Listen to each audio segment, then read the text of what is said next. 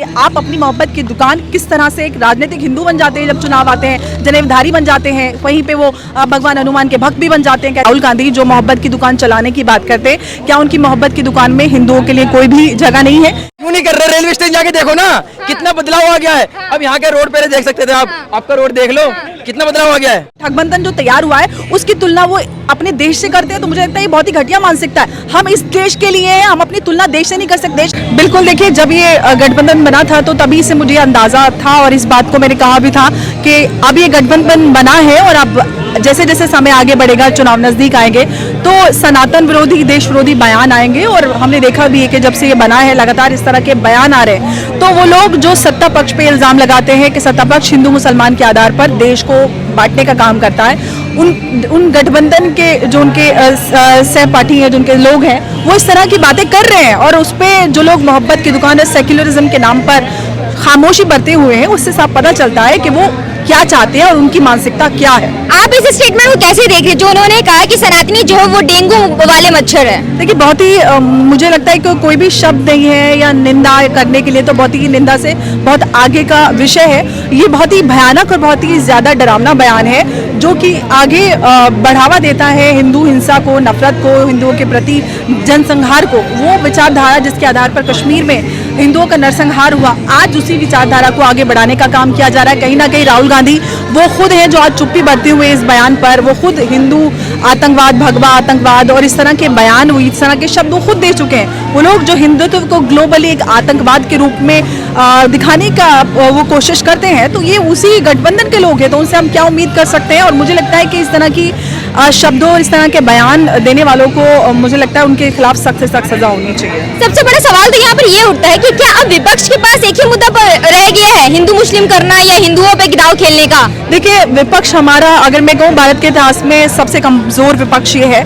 ये वो विपक्ष है जिसको जनता की नब्ज पकड़ में नहीं आती, उसको नहीं समझ में आता कि जनता क्या चाहती है। आज जनता जिस तरह से देश की जागरूक हो चुकी है, वो चाहते हैं कि उनको हिंदू नफरत के आधार पर बांट सकें। या मुझे लगता है कि जो एक्सपेरिमेंट वो कर रहे हैं वो आज के जागरूक लोगों के पर नहीं काम करने वाला है और उनको खुद समझ में, हड़बड़ाहट में नहीं समझ में आ रहा है। इतने सारे एक्सपेरिमेंट वो इसीलिए कर रहे हैं क्योंकि उनको समझ में नहीं आ रहा। पिछली 2 बार जनता उनको जवाब दे चुकी है क्योंकि उनको नहीं समझ में आया कि जनता के मुद्दे किस तरह से उठाने हैं, किस तरह तक जनता के दिल तक पहुंचना है। तो मुझे लगता है कि वो पूरा अब गठबंधन बनाकर वो साथ में आए, तो मुझे लगता है कि वो एक साथ मिलकर भी कुछ नहीं कर पाएंगे क्योंकि जिस तरह से देश के लोग जागरूक हैं वो अपने आप में बहुत बड़ी बात है। और ये जागरूकता प्रधानमंत्री मोदी के नेतृत्व में आई है और इस जागरूकता को ही वो मुझे लगता है कि उसका मिसयूज करने का काम करें। उनको लगता है कि लोगों के अंदर हिंसा, नफरत भड़काकर हिंदू मुसलमान के आधार पर देश को बांटने का काम करेंगे, तो मुझे लगता है कि ये काम नहीं करने वाला है। स्टालिन के इस बयान के बाद अब बीजेपी सरकार के कुछ प्रवक्ता भी ये कहते हुए नजर आ रहे हैं, क्या ये जो बयानबाजी है किसी और दूसरे धर्म पे होती तो क्या तब भी कांग्रेस और विपक्षी शांत रहते हैं? बिल्कुल, ये बिल्कुल जायज सवाल है। वही बात मैंने भी कही कि राहुल गांधी जो मोहब्बत की दुकान चलाने की बात करते हैं, क्या उनकी मोहब्बत की दुकान में हिंदुओं के लिए कोई भी जगह नहीं है? क्या वो सिर्फ और सिर्फ मोहब्बत की दुकान से हिंदुओं के लिए हिंसा और नफरत बेचते हैं, उसका बाजार चलाते हैं? तो सवाल बहुत बड़ा उठता है कि अगर राहुल गांधी अब तक खामोशी रखे हुए हैं तो सवाल जरूर उठते हैं कि आप अपनी मोहब्बत की दुकान किस तरह से एक राजनीतिक हिंदू बन जाते हैं जब चुनाव आते हैं, जनेवधारी बन जाते हैं, वहीं पे वो भगवान हनुमान के भक्त भी बन जाते हैं, कहते हैं कि उनको आशीर्वाद भी मिला है। तो वो सारी चीजें चुनावी समय में उनको याद आती हैं। तो देश समझ रहा है कि किस तरह से लोगों को हिंदू और मुसलमान के नाम पर कौन बांटने का काम कर रहा है और कौन देश को। मैम, यहाँ तक कि कुछ दिन पहले तक देखा जा रहा था कि जो राहुल गांधी है वो कह रहे थे इंडिया का मतलब भारत है, ना कि इसमें डॉट डॉट हटा करके हम भारत के लिए काम करेंगे, लेकिन आज उसी भारत में वो सनातनियों को नहीं रहना देना चाहते हैं। देखिए, मुझे लगता है कि जो उन्होंने नाम रखा है ये अपने आप में बहुत बड़ा भ्रम, और मुझे लगता है कि इस तरह की चीजें कि खुद एक ठगबंधन जिसमें हर एक गठबंधन जो भी पार्टी से भी जुड़ा है उसके जितने भी अध्यक्ष है, जो भी उनके सीनियर है, उनके साथ हर किसी न किसी आप घोटाला और बड़े बड़े इस तरह के उससे जुड़े रहे हैं। ऐसे लोगों का एक ठगबंधन जो तैयार हुआ है उसकी तुलना वो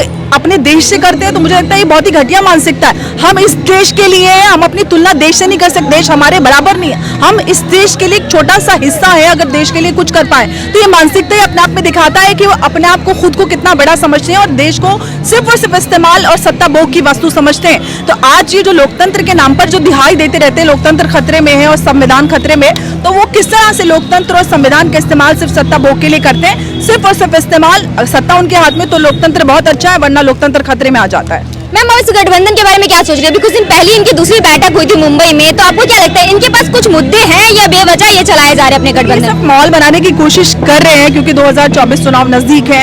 हिंदू और भारत विरोधी बहुत सारे बयान आएंगे, लगातार ऐसा होता रहेगा इस तरह की, और ये प्रतिक्रियाएं बढ़ती रहेंगी।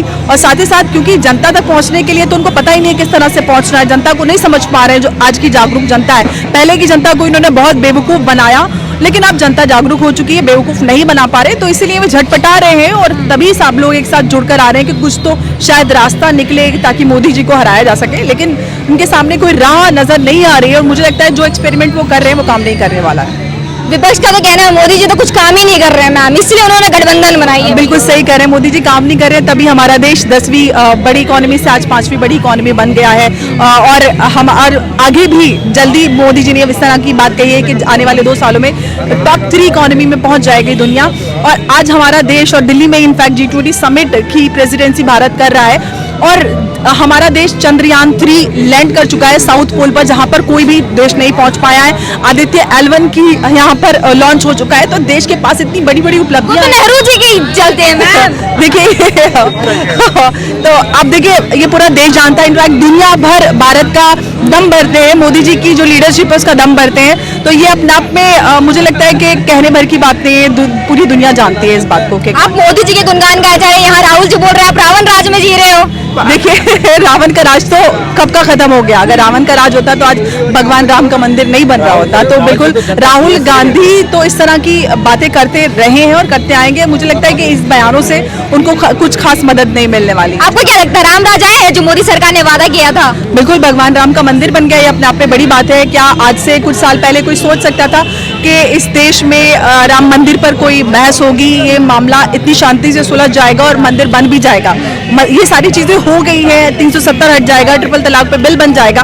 तो इतनी सारी बड़ी बड़ी उपलब्धियां हैं, वो काम वो बातें जिनके ऊपर चर्चा करने से लोग डरते थे वो हकीकत में तब्दील हो चुके हैं। ये अपने आप में बड़ी बात है। और लेकिन मैम ये सारे काम तो उन्होंने भारत तोड़ के किए। राहुल गांधी जी ने भारत जोड़ो यात्रा निकाली थी, उन्होंने भारत जोड़ा है। कौन सा भारत जोड़ रहे हैं? वो जो पाकिस्तान अगर उन्होंने तोड़वाया था, अगर वो जोड़ के जाए गिलगित बल्तिस्तान POJ के पाकिस्तान, तो मुझे लगता है भारत जोड़ने की बात। या फिर वो ठगबंधन के नाम पर जो हिंदू विरोधी ये बयान दे रहे हैं, वो वापस वही हिंदू नफरत जिसके आधार पर पाकिस्तान बना था आज फिर वो बेचने की बात कर रहे हैं, जो अपने आप में दिखाता है कि वो किस तरह और किस तरफ भारत को ले जाने की उनकी कोशिश है। बाद में मोदी जी ने भी तो कब्जा करवा दिया है। मोदी जी ने नहीं, उनके समय में हुआ था जो डील 2008 में कांग्रेस ने की थी। वो उनसे पूछे कि कौन सी डील थी जिसका आज तक पेपर या कौन सा MOU साइन हुआ था। वो एकदम सीक्रेट डील है, वो सारी चीजें तो उन्होंने नहीं बताई। आज अगर चाइना कोई भी दुस्साहस करता है तो हमारी सेना उनको मुंहतोड़ जवाब देने का हिम्मत और साहस रखती है और देती भी है। आज चाइना की हिम्मत नहीं होती कि वो भारत के ऊपर कुछ भी इस तरह के कोई भी दुस्साहस कर सके, तो और वो हिम्मत सेना को। तो आज में आपको क्या लगता है प्रधानमंत्री मोदी जी अब क्यों नहीं बात करें लद्दाख जैसे मुद्दों पे? तो लद्दाख के मुद्दों पर मुझे लगता है कि लद्दाख या इस तरह के मुद्दे उस पर तो सेना हमारी जवाब दे रही है। मोदी जी की अगर बात की जाए तो राहुल गांधी तो इस तरह की अटपटी बयानबाजी करते रहते हैं, हमारी सेना जवाब दे रही है जो भी जवाब देनी है। और हमारी जो भारत की वो पॉलिसी है वो हम पूरा देश पूरी दुनिया देख रही है कि भारत की जो विदेश नीति है वो एक मोदी सरकार में। लेकिन महिलाओं की सुरक्षा पर ही अब बात आ चुकी है। देखिए महिलाओं की सुरक्षा पे अगर बात की जाए तो सबसे ज्यादा अगर NCRB के डेटा की बात की जाए तो सबसे ज्यादा असुरक्षित राजस्थान में। और अभी पिछले कुछ दिनों पहले इस तरह का एक घटना भी सामने आया जिस तरह का मणिपुर में सवाल उठाया गया। तो मुझे लगता है कि अगर महिलाओं की बात आती है तो हर एक प्रदेश में हर एक जाति धर्म की महिला की बात होनी चाहिए, ना कि सिर्फ एक पर्टिकुलर राज्य और धर्म की। ये तो जनता ही दिखाएगी आने वाले समय पे। जनता जब चुनाव पे लोग वोट मांगे उनके दर पर जाएंगे तब जनता उनको सबक सिखाएगी। बस हमारा काम ये है कि जनता की सेवा करना है। मैं खुद सेवा कर कौन रह रहा है सर आज के जमाने में? देखिए करते तो सभी है, सेवा करने वाले दिखाते नहीं है। देखना ये है कि आने वाले समय में जनता किसे समर्थन देती है, सच को या झूठ को। क्यों नहीं कर रहे? रेलवे स्टेशन जाके देखो ना, कितना बदलाव आ गया है। अब यहाँ के रोड पहले देख सकते थे आप, आपका रोड देख लो कितना बदलाव आ गया है। लेकिन विपक्ष तो बोल रही रेलवे स्टेशन ही पे। कौन बोल रहा है? अब जाके देखो कितनी फिनिशिंग आई है, कितनी सफाई आई है। इतना बदलाव आ गया है। पहले मैं बलियान पहनता था, अब मैं टी-शर्ट पहन रहा हूँ। इतना बदलाव आ गया मोदी जी के होने से। पहले मैं आईफोन नोकिया चलाता था, नोकिया, अब मैं एप्पल का चला रहा हूँ। देख सकते हैं इतना बदलाव आ गया। हाँ बहुत रोजगार मिल चुका है मेरे को। पहले काम नहीं मिलता था, अब काम भी मिल रहा है, रोजगार भी मिल रहा है, हर चीज मिल रहा है मेरे को। Modi is the best. मैं उनको ही वोट दूंगा और वोट देता रहूंगा। इनसे बढ़िया कोई नेता है नहीं मोदी जी से। सही बताऊं, तो राहुल गांधी में क्या करें? नहीं वो भी बढ़िया है, हम तो राहुल गांधी को भी सपोर्ट करेंगे। इसलिए देखो जी, जो अच्छा काम करेगा हम उसे सपोर्ट करेंगे। हमारी नजर में मोदी जी कर रहे थे, हम मोदी जी को सपोर्ट करते हैं। हमारे नजर में राहुल गांधी करेंगे। मोदी जी काम कहाँ कर रहे हैं? हिंदू मुस्लिम कर रहे हैं। नहीं, नमाज नहीं पढ़ा, हम मुस्लिम हैं, वो हिंदू हैं। क्यों? हमारा खून, इनका खून अलग अलग है, नहीं है ना? इनका खून डालो, इनका खून डालो, वो जोड़ रहे हैं, भारत को जोड़ रहे हैं, हिंदू मुस्लिम करीबी ला रहे हैं। ये हिंदू हैं, अच्छा, मैं मुस्लिम हूँ। ये कावड़ लेने जाता है, मैं भी इसके साथ जाता हूँ। नमाज पढ़ने जाता हूँ मैं, तो उसको लेके जाता हूँ। क्या कुछ हो जाएगा? इसमें लड़ाई वड़ाई है? खाना एक साथ खाते हैं, हर चीज एक साथ करते लेकिन हैं। बार बार राहुल गांधी बोल रहे हैं कि मुस्लिम खतरे में पड़े हुए ये हैं। आपकी गलतफहमी है जी, ये आपकी गलतफहमी है, वो उनकी भी गलतफहमी है। मोहब्बत तो राहुल गांधी ने मोहब्बत की दुकान खोली, मोदी ने तो नफरत की बाजार खोली। चलो इन्हें लोग किसी ने भी खोली, मगर मोहब्बत है।